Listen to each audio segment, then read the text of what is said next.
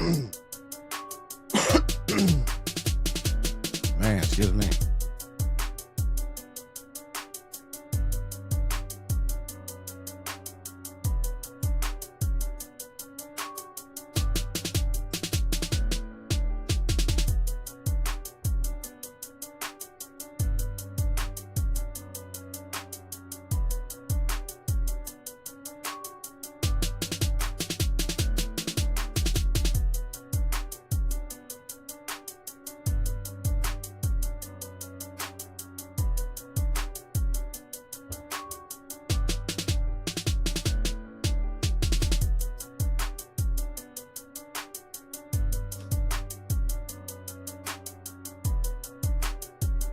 All right, so appreciate y'all for tuning into the stream. Today we're going to discuss Sonya Massey's case.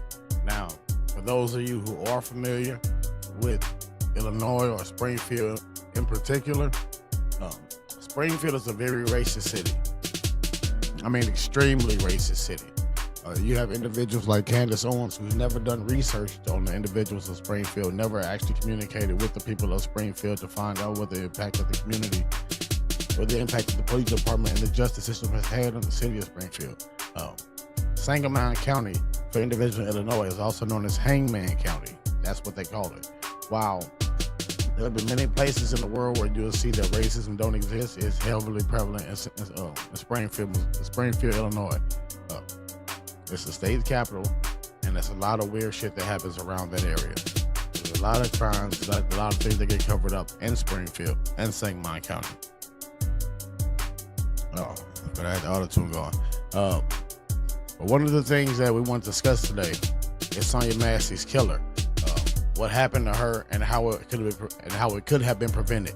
And we want to discuss Candace Owens. So we're going to discuss Candace Owens' response to it and how we'll discuss it then. Well, let's get right into the point. Credit TYT with the video. So let's get into it. Well, I told you, the cop who murdered Miss Sonya Massey, problematic history is an understatement.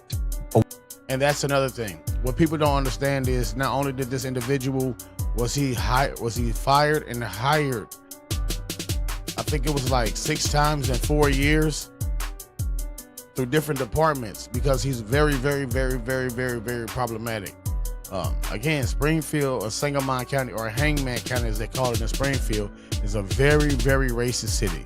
It's very, very, very racist, and it's been proven over and over again. In this case in particular, is one of the reasons why we highlight the racism in that city. So I want you to see this. What this individual had in his background. Let me remind you of the extreme situation that took place that got a cop charged with murder. Here it is. All right, now before we get into this, I want you guys to understand wholeheartedly, if you have any empathy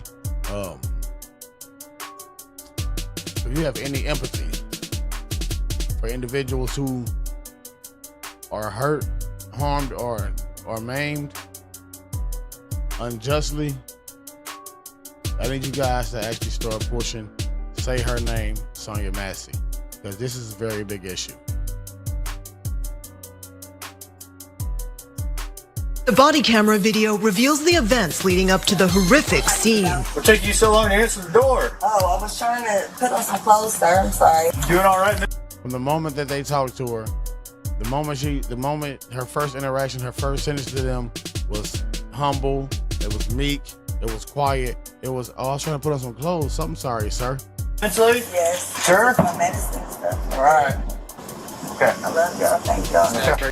She said, I love y'all. Thank y'all.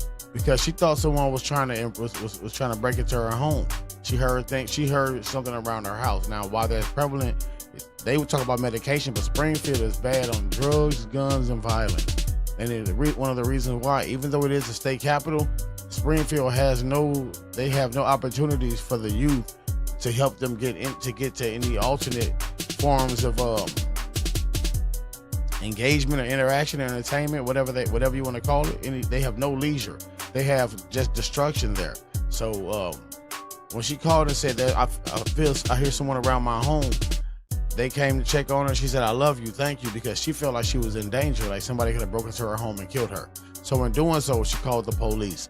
Now, there is no reason she should be dead by the hands of the individual she called to protect her from someone she was scared to kill her.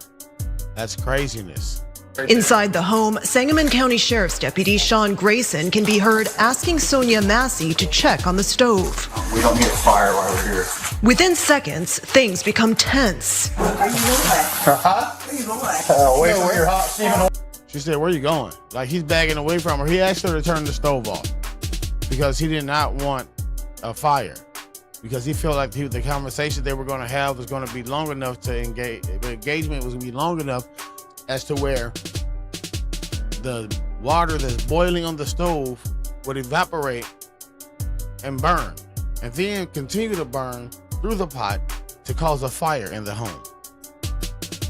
I don't know what he thinks is going to happen. So he's bagging away from her after he asked her to do so. So he's already positioning himself. This is not something that was an accident. This is him positioning himself and setting himself up for what he already wanted to do. This is one of those rogue individuals who have no concern for human life because he's an utter racist. Water. Away from my hot in the water? Yeah. Oh, I rebuke you in the name of Jesus. Now, the reason why she said that, if anybody who pay attention to this, if you grew up in a black community and you do religion, I'm not a religious person, but when people say if you're bagging away from, if you're doing something, if this was what I'm doing is offending your energy and your spirit, there's something that's wrong with you. In translation, for people who are religious, if this what I'm doing is bothering your spirit, then I'm gonna have to rebuke you because there's a devil in you. And that's what she was saying. I rebuke the devil that's in you because this is nothing bad right here. This is just water that you asked me to turn off. I rebuke you in the name of I swear to God, I'll shoot your. You better fucking not. I swear to God, I'll shoot you right in your fucking face. Right hand on his hip, already grabbing his gun. And he wanted to shoot her. Now you see, I say he positioned himself. Okay, I'm sorry.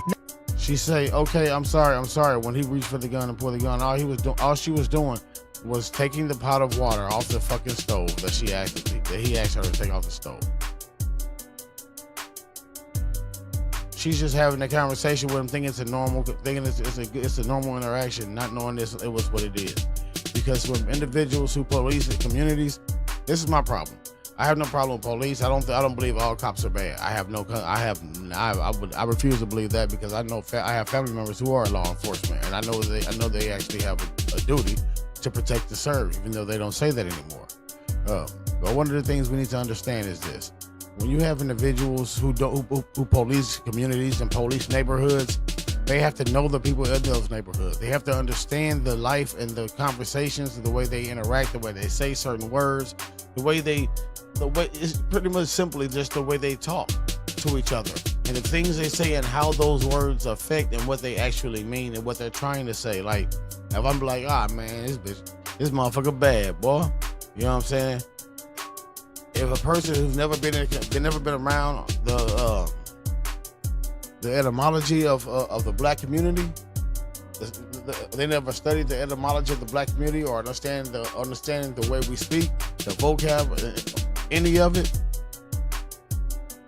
it'll go over their heads. It's like when I come to Kansas City and I say the things that we say back at East St. Louis. They don't blend well. They don't go over well because that's not something they used to hearing. But if you police in the area and you should know the people. Massey starts to set down the pot. Now she put the pot down and she drops. She cowers. She's scared. She's scared and said, I'm sorry. And apologizes. Second one pulled his gun. Grayson fires 3 times, striking her in the face. Headshot wounded female, 1078. Prosecutors say Grayson's partner tried to give the 36-year-old first aid, even though Grayson discouraged him. I'm gonna go get my kid. No, she's done. You can go get it, but that's a headshot. With millions watching and many people benefiting from this program called Indisputable. Yeah, we're not gonna do that. I'm not promoting that that shit. But one of the reasons why this is so important is, like most cases, the family didn't find out that their daughter was dead by the hands of law enforcement until social media found out. That's a headshot. Then he said, she's done. He goes outside. Other deputies respond. He tells the other deputies, oh, this crazy B word tried to come at me with hot water. None of this was true. As we all saw, she was standing there and then she cowered down when he pulled his gun. She said, I'm sorry, I'm sorry, I'm sorry. Just to be shot in the face 3 times. According to the family, when the officers told the medical responders in the hospital what happened, they told them it was a self-inflicted wound. The police told the family that it was a self-inflicted wound, that she killed herself. Her family thought that she had committed suicide. According to the family, it was the hospital who called them and basically said, we don't know what happened here, but we can tell you this was no self-inflicted wound. And then the narrative became, it was the Prowler. Yeah. The Prowler. They're covering it up consistently. The medical examiner, the police department, they're all covering it up, telling the family of Sonya Massey that she killed herself. Listen to what I'm saying. In Sangamon County, Hangman County, the medical examiner and the police department worked together, teamed up to say that this woman killed herself.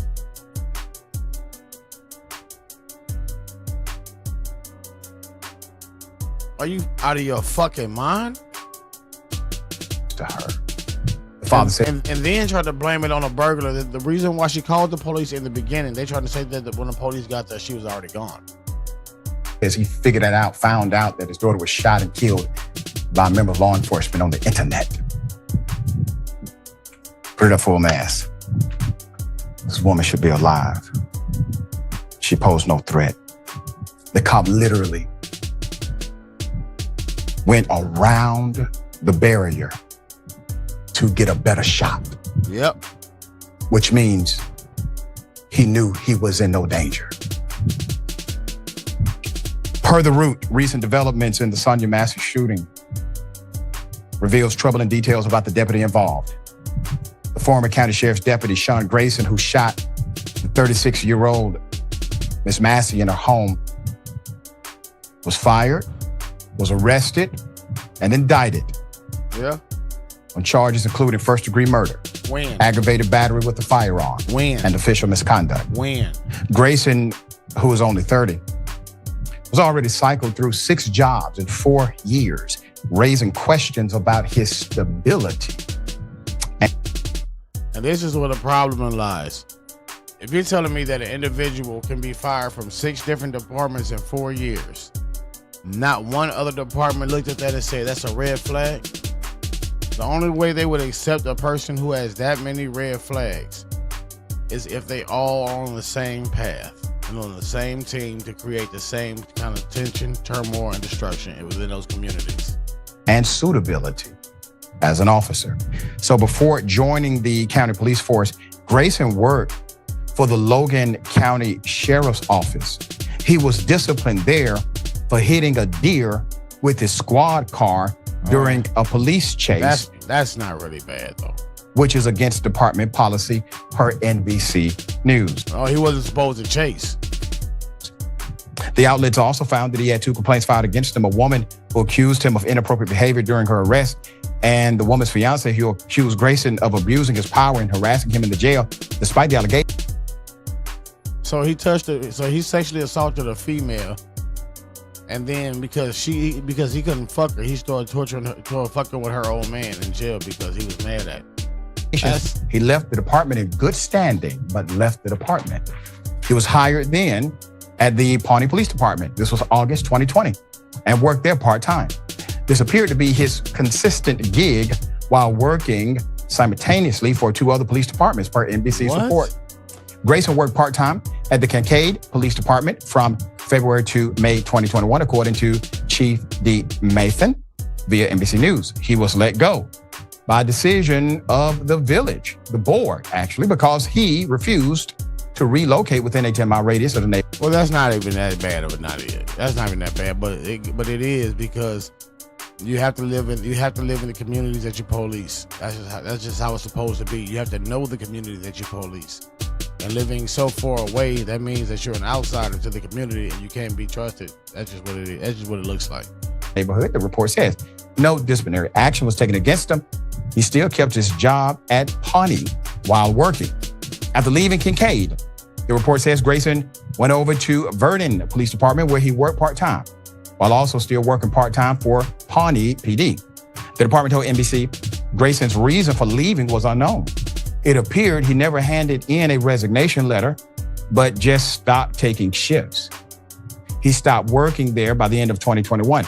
During his time there, he received a part-time law enforcement certification, which is now suspended, according to the State Law Enforcement Training and Standards Board.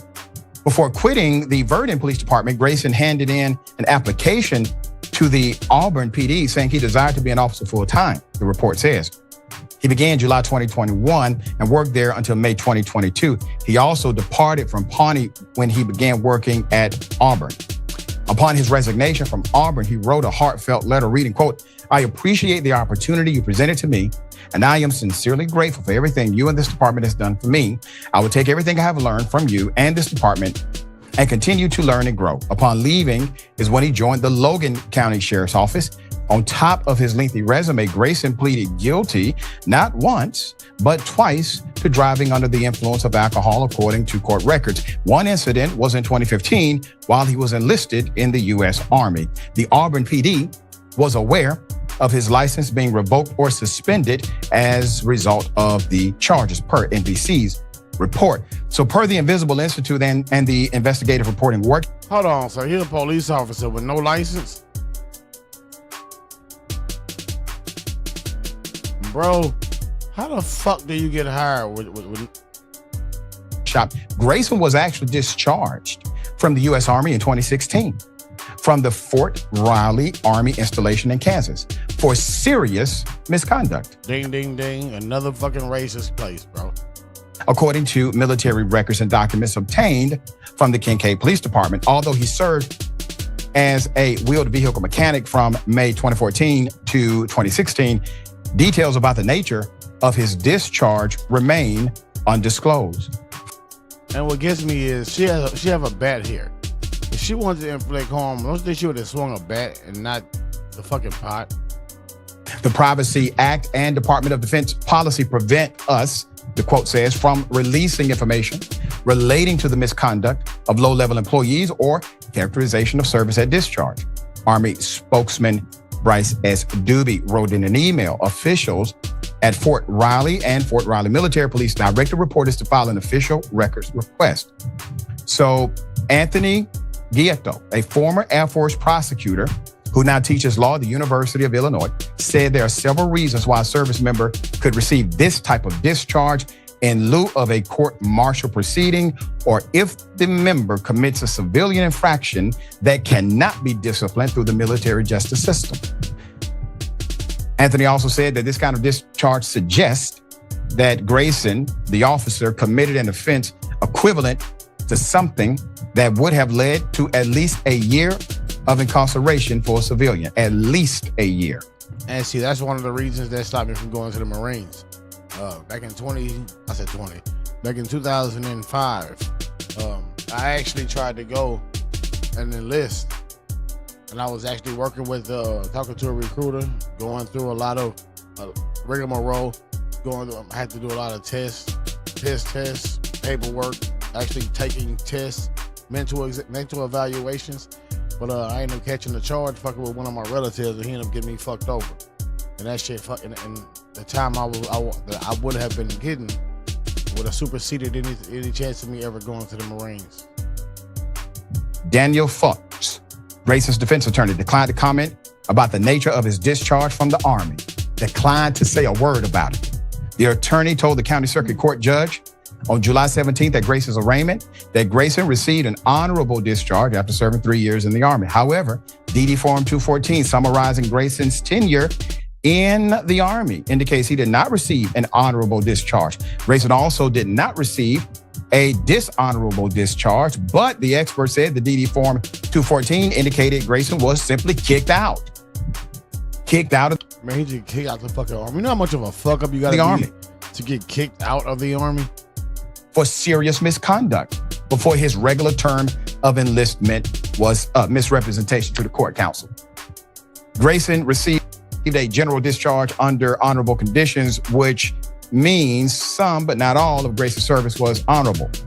That type of discharge should be a red flag to potential future employers. But he said a bigger red flag is the listing of misconduct. It's unclear what the misconduct entailed. Offenses that can lead to a finding of misconduct can include drug abuse, sexual assault, going AWOL, a litany of things, and no one knows. Also, the Kansas Bureau of Investigation confirmed that Grayson was not convicted of any crimes in Kansas. However, their records do not indicate if he was previously arrested, charged, or involved in diversion programs that did not lead to convictions. You got to read between the lines when they answer it this way. For the killing of the young Miss Massey, he's again facing serious charges: first-degree murder, aggravated battery with a firearm, obstruction of justice. He's entered a not guilty plea but remains in custody without bond. The county state's attorney's office found the use of deadly force against Massey completely not justified. That's now, crazy. what do you have? You have a system that protected a maniac. You have a system that worked the way it typically works. You don't have someone guiding his career. You don't have somebody who's pulling strings for him. He's not getting any type of special treatment from one individual who has all of the power. He is simply benefiting from his privilege and the industry of policing. That is what's happening. This woman, understand this woman would be alive today if one of those damn agencies did what they were supposed to do and hold his ass accountable. Yep. She She would be alive. There was no threat. His partner knew there was no threat. That's why he didn't shoot. All right. Yasmin, every time we do one of these stories, you can bet your bank account that the cop has already had a past where somebody could have stood up and remedied the realization. And the problem is, you know, you have a lot of individuals who send a lot of misleading information. There was a Now, 36. in this piece right here, you got Candace Owens. Now, before we even talk about Candace Owens, I want to set the record straight and keep this 100% clear. I personally have never had any issues with Candace Owens. I've seen some of her commentary a few years back, and it aggravated the shit out of me because in my mind, there's no way that she's this brainwashed and consumed in the idea of having to please and appease the individuals who actually don't give a flying fuck about you. It bewildered me. So I thought maybe I was just tripping. You know what I mean? I thought I was tripping. So I listened to a few other interviews and a few things that she say. So I'm like, okay, maybe some things she say make a lot of points. And plus, I'm not a person who believe in everything that a person says I have to agree to or agree with. There has never been a situation in my life where someone says something just because they're saying that I just genuinely agree with it. I'm not a yes man. I'm not a follower of the leader. I'm not a follower. You know what I'm saying? I see reality, I see facts, and I analyze these things, put them together, and come with my own conclusions. Now, in those conclusions, either what I'm saying is destructive or constructive. It's no in between. That's just how I see. Now, with Candace Owens, what I see is she like to perpetuate a lot of stereotypes when it comes to, and I don't mean the black stereotypes. I mean the black person who has so little touch with reality or so little touch with the black community, because she speaks a lot about the black community, and sometimes a lot of things she say, yes, from a common sense perspective, is obvious things that we should see, whether it be the Cardi B's and the hypersexualities, whether it be the gang violence, whether it be crime rates. Some things that she say has a lot of sense, but there's always a lot of sort of nuances in there of I'm better than you. Very, very, very condescending. Now, what she does is She's a very well-spoken woman, so she likes to exude her, her vocabulary. And she shows individuals how she's a great talker because she grew up around individuals where they had these kind of situations where she probably went to a high school where they had debate, a high school where they focused on, where they had the class presidents, where they had the treasurers and all that. Now, a lot of the individuals in certain cities they're not privy to those luxuries, and those are called luxuries. I went from a school in it's called a Germantown school district, which is predominantly white. I grew up. I was in a marching band in 2nd and 3rd grade, 4th grade, 5th grade, going into 6th grade. We had class presidents. We had intramural sports. Those are things that we didn't have when I left there in 6th grade to go to a predominantly black school. We didn't have the spelling bee. We didn't have the extracurricular activities, the things that give you that make you well versed. So it's kind of like a hindrance.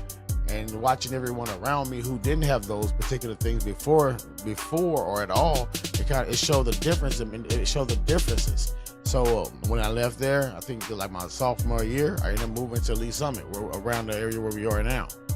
But at that point in time, it was one of the top 10 schools in the nation. And when I got there, it was a very, very, very, it was focused. They had debate teams. In order to graduate Lee Summit, you had to have 2 years of business class, an introduction to business. You know what I'm saying? Like you have to get in, study computers, know business, and they have law classes. Like they had so many different things for you to focus on and build and become knowledgeable in. So it was more of the opportunities aren't there for all people. And when you have black people who move out of the hood, and they tell you, yeah, I never go back. I never raise my kids in those environments. But they also keep those kids away from away from environments where they can prosper with both other black people. So they build a rapport within the community. So they know the community. What's up with it? What's up with it, Fing? They know the community. So like example, by me being an individual who literally grew up elementary school, middle school, high school, and then after high school lived in the predominantly black communities. You know what I'm saying? This is just who I was. I can transfer the way I talk and the way I am, but I don't really code switch. I just translate. I just adjust my talking depending on who I'm talking to. Some words I do and don't use. That's just it. I just limit the words I use when I'm talking to people who are non-black. So the point was, she's one of those individuals. Of course, she's a snake. She's one of those individuals who she's so far removed from the black community. She's like a Drake, and because the color of the skin, they tend to say, "Well, I am black." You just don't see me acting the stereotypical black way, or there is no such thing as acting black or acting white. But there is culturally a big difference between the black community and the white community. There are a lot of white people who will tell you the same thing, many of which will say the black community we used to foster more of a love for family. But when we started trying to blend in with other communities, we started losing the love for family and started losing the community and the neighborhood, and we lost the neighbors. We became just a hood, and that's because we emulated everyone else's lifestyle. Because before we started doing so, we were always focused on us. We were always rebuilding communities. We had people who held other people accountable. Like we kept the community guarded and guided. But I digress from that point just to say this. Candace Owens, knowing that she was wrong for what she said, she clipped out this part, and this is the only part that she uploaded about Sonya Massey. 6-year-old black woman in Illinois who had called 911 for help. And she essentially, and I'm going to show you the video, take a look.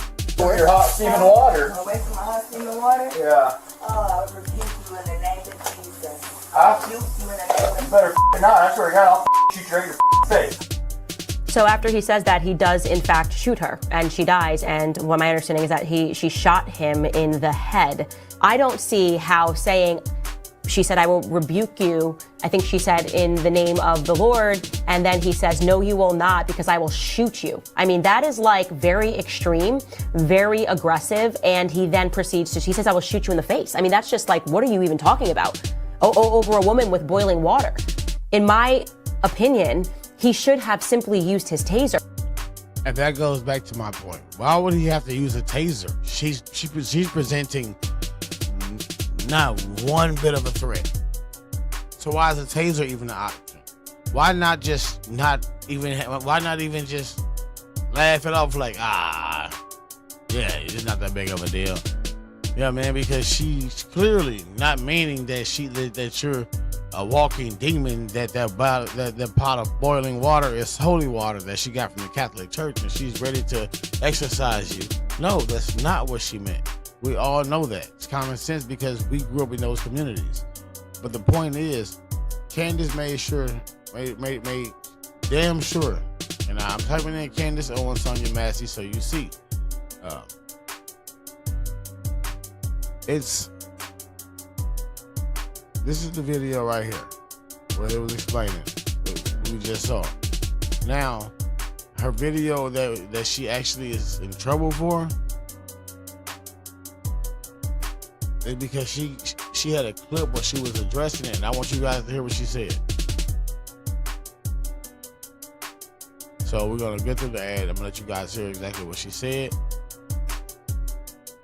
Officers are human.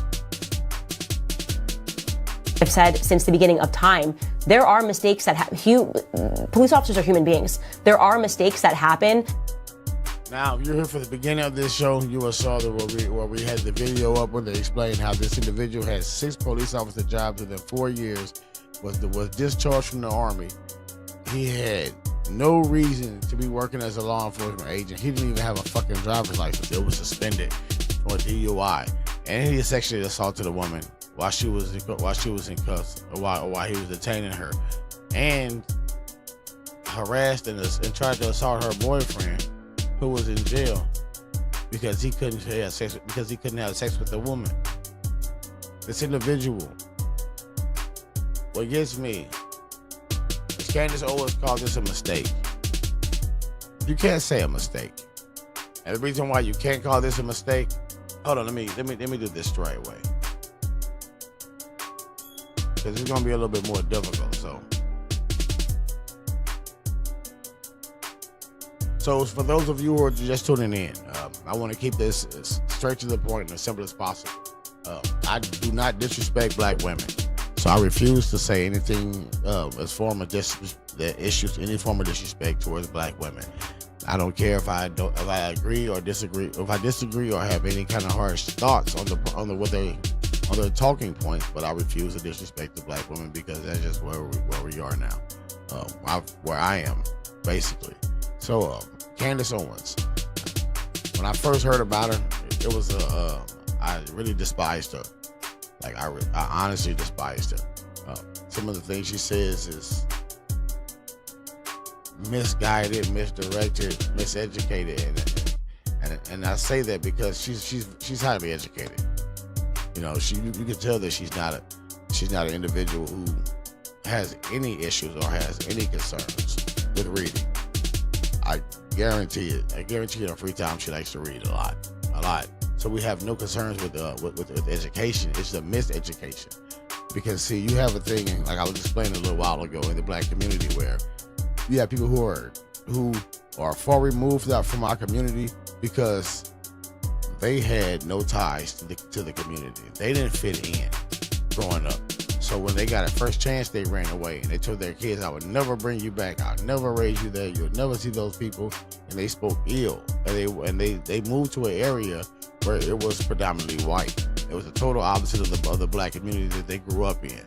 So they moved to the suburbs, the upper east side of the suburbs, and they in order to make friends, they left behind everything that they knew. So they tried to fit in without looking like, oh, look at these black motherfuckers.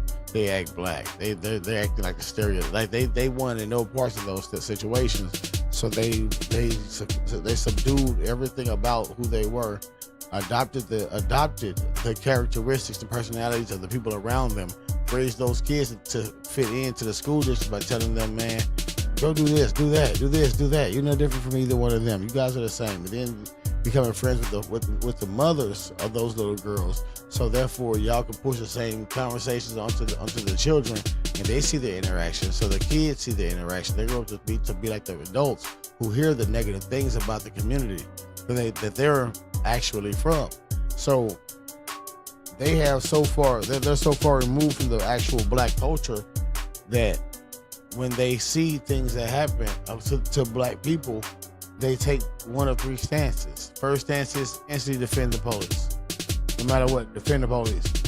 Second thing is, they always claim it's something that was a mistake or it shouldn't have happened. And the third thing they do is shut the fuck up. And it's very rare that the third one happens, but it happens sometimes. But in this case, Sonya Massey was killed by a police officer who held 6 law enforcement jobs in 4 years, was fired from the Army, was discharged from the Army, and was kicked out of the Army, literally kicked out of the Army. He had so many red flags against him. He was a horrible police officer. He sexually assaulted a woman because he wanted to have sex with her. She said no, and while they were detaining and arresting her boyfriend, and when they got to the station, he harassed and bothered and assaulted, not assaulted, but annoyed and agitated the boyfriend to the point where try to get him to flip out so they can get extra charges chucked up on him. Dude was a weasel and a piece of shit. This is not a mistake. The moment Sonya Massey said, "I rebuke you in the name of Jesus," person who grew up in a black community like myself and many other black people, who would have heard that and start laughing about it because we knew what she was saying. We knew that what her message entailed was, if you can't, I'm of good energy. In Christian terms, because I'm not religious. In Christian terms, I'm of good spirit. So being of good spirit, what I'm doing is producing the energy, the positive energy from a good spirit to whatever this is that I'm creating. Now, if you feel like this that I have in this pot, this water has been used or been blessed by the Catholic Church, has been blessed by anybody, like a pope or archbishop or anything, and it can actually exercise the demons out of you, that's because you have negative in you and you need those things out, but you want to use me as an excuse and for us to do so.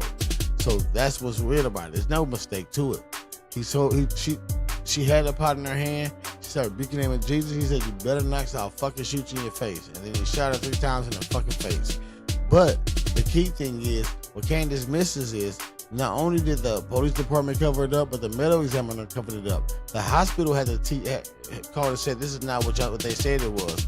Not only that, they found out that she was dead by the hands of a Leo, by a law enforcement agent, by a police officer, via social media. Her family found out on social media. Imagine finding out that your relative or your daughter, your sister, your cousin, your aunt, they're dead. And their death, the police and the medical examiner have been telling you for however long now, was a suicide, was really the death in the hands of the police department. Imagine calling the police because you think someone's trying to break in your house to hurt you, and then the only reason why you don't make it to the next morning is because the police kill you. That's what the problem is.